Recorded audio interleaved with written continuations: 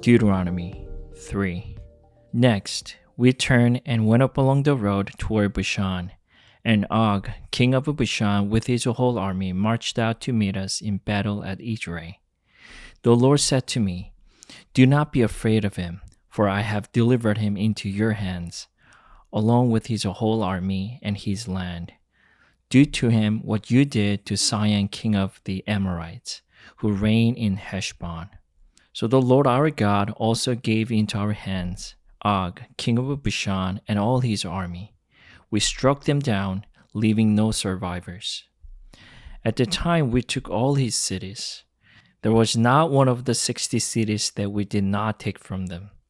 The whole region of Argob, Og's kingdom in Bashan. All these cities were fortified with high walls and with gates and bars, and there were also a great many unwalled villages. We completely destroyed them, as we had done with the Sihon king of Heshbon, destroying every city, man, woman, and children. But all the livestock and the plunder from their cities we carried off for ourselves. So at the time, we took from these two kings of the Amorites the territory east of the Jordan, from the Arnon Gorge as far as Mount Hermon. Hermon is called Syrian by the Sidonians. The Amorites call it Sinir. We took all the towns of a plateau, and all Gilead and all Bashan as far as Salecah and Edrei, towns of Og's kingdom in Bashan. Og, king of Bashan, was the last of the Rephaites. His bed was decorated with iron and was more than 9 cubits long and 4 cubits wide. It is still in Rabbah of the Ammonites. Of the land that we took over at the time, I gave the Reubenites and Gadites the territory north of Aroer by the Arnon Gorge, including half the hill country of the Gilead, together with its towns. The rest of Gilead and also all of Bashan, the kingdom of Og, I gave to the half tribe of Manasseh.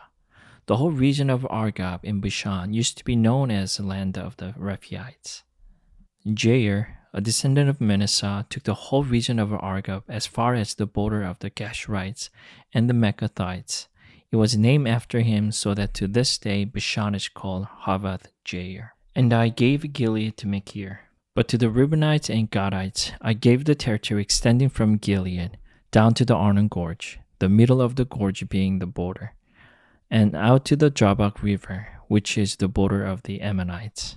Its western border was the Jordan and the Arabah, from Kinnereth to the Sea of the Arabah, that is, the Dead Sea, below the slopes of Pisgah. I commanded you at that time, the Lord your God has given you this land to take possession of it. But all your able-bodied men, armed for battle, must cross over ahead of the other Israelites. However, your wives, your children, and your livestock, I know you have much livestock, may stay in the towns I have given you, until the Lord gives rest to your fellow Israelites as he has to you, and they too have taken over the land that the Lord your God is giving them across the Jordan. After that, each of you may go back to the possession I have given you. At the time I commanded Joshua, "You have seen with your own eyes all that the Lord your God has done to these two kings. The Lord will do the same to all the kingdoms over there where you are going. Do not be afraid of them. The Lord your God himself will fight for you." At the time I pleaded with the Lord, "Sovereign Lord, you have begun to show to your servant your greatness and your strong hand. For what God is there in heaven or on earth who can do the deeds and mighty works you do?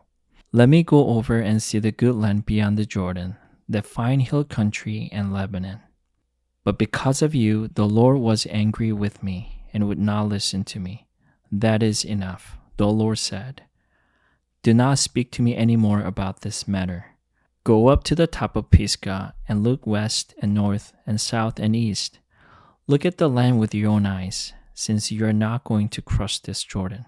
But commission Joshua and encourage and strengthen him, for he will lead this people across and will cause them to inherit the land that you will see. So stay in the valley near Beth Peor." Deuteronomy 4. Now, Israel, hear the decrees and laws I am about to teach you. Follow them so that you may live and may go in and take possession of the land the Lord, the God of your ancestors, is giving you. Do not add to what I command you, and do not subtract from it, but keep the commands of the Lord your God that I give you. You saw with your own eyes what the Lord did at Baal-peor. The Lord your God destroyed from among you everyone who followed the Baal of Peor. But all of you who held fast to the Lord your God are still alive today. See, I have taught you decrees and laws as the Lord my God commanded me, so that you may follow them in the land you are entering to take possession of it. Observe them carefully, for this will show your wisdom and understanding to the nations, who will hear about all these decrees and say, "Surely this great nation is a wise and understanding people." And what other nation is so great as to have such righteous decrees and laws as this body of laws I am setting before you today? Only be careful and watch yourselves closely so that you do not forget the things your eyes have seen, or let them fade from your heart as long as you live. Teach them to your children and to their children after them. Remember the day you stood before the Lord your God at Horeb, when he said to me, "Assemble the people before me to hear my words, so that they may learn to revere me as long as they live in the land, and may teach them to their children." You came near, stood at the foot of the mountain while it blazed with fire to the very heavens, with black clouds and deep darkness. Then the Lord spoke to you out of the fire. You heard the sound of words, but saw no form. There was only a voice. He declared to you his covenant, the 10 Commandments, which he commanded you to follow and to write them on 2 stone tablets. And the Lord directed me at the time to teach you the decrees and laws you are to follow in the land that you are crossing the Jordan to possess. You saw no form of any kind the day the Lord spoke to you at Horeb out of the fire. Therefore watch yourselves very carefully, so that you do not become corrupt and make for yourselves an idol, an image of any shape with a form like a man or a woman, or like any animal on earth, or any bird that flies in the air, or like any creature that moves along the ground, or any fish in the waters below. And when you look up to the sky and see the sun, the moon, and the stars, all the heavenly array, do not be enticed into bowing down to them and worshiping things the Lord your God has apportioned to all the nations under heaven. But as for you, the Lord took you, brought you out of the iron smelting furnace, out of Egypt, to be the people of his inheritance, as you now are. The Lord was angry with me because of you, and he solemnly swore that I would not cross the Jordan and enter the good land the Lord your God is giving you as your inheritance. I will die in this land. I will not cross the Jordan, but you are about to cross over and take possession of that good land. Be careful not to forget the covenant of the Lord your God that he made with you.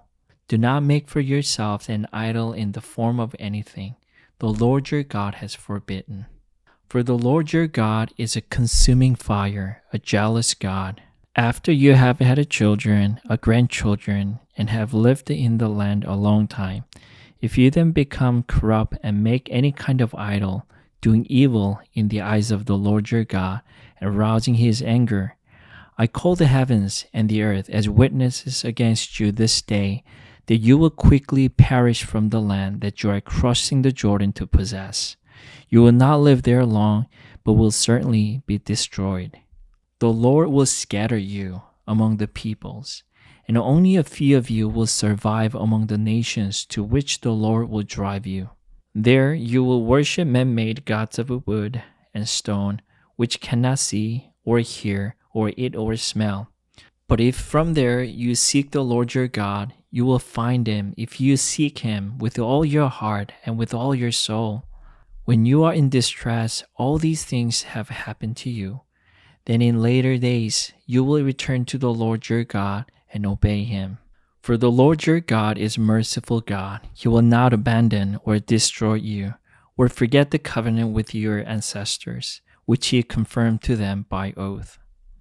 Ask now about the former days, long before your time, from the day God created human beings on the earth.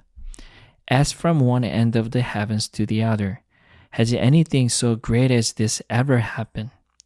Or has anything like it ever been heard of? Has any other people heard the voice of God speaking out of fire as you have and lived? Has any God ever tried to take for himself one nation out of another nation by testings, by signs and wonders, by word, by a mighty hand and an outstretched arm, or by great and an awesome deeds, like all the things the Lord your God did for you in Egypt before your very eyes? You are shown these things so that you might know the Lord God is God. Besides him there is no other. From heaven he made you, hear his voice to discipline you. On earth he showed you his great fire, and you heard his words from out of the fire. Because he loved your ancestors, chose their descendants after them, he brought you out of Egypt by his presence and his great strength, to drive out before you nations greater and stronger than you, and to bring you into their land, to give it to you for your inheritance, as it is today. Acknowledge and take to heart this day that the Lord is God in heaven above and on the earth below. There is no other. Keep his decrees and commands, which I am giving you today, so that it may go well with you and your children after you, that you may live long in the land the Lord your God gives you for all time. Then Moses set aside 3 cities east of the Jordan, to which anyone who had killed a person could flee if they had unintentionally killed a neighbor without malice aforethought. They could flee into one of these cities and save their life.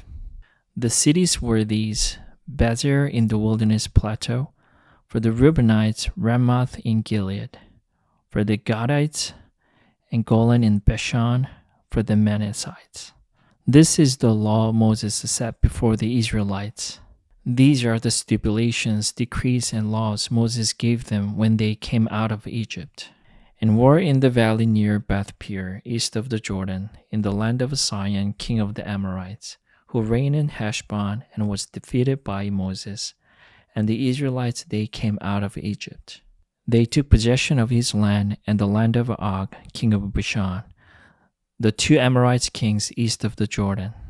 This land extended from Aroer on the rim of the Arnon Gorge to Mount Sirion, that is Hermon, and included all the Arabia east of the Jordan as far as the Dead Sea, below the slopes of Pisgah. Amen.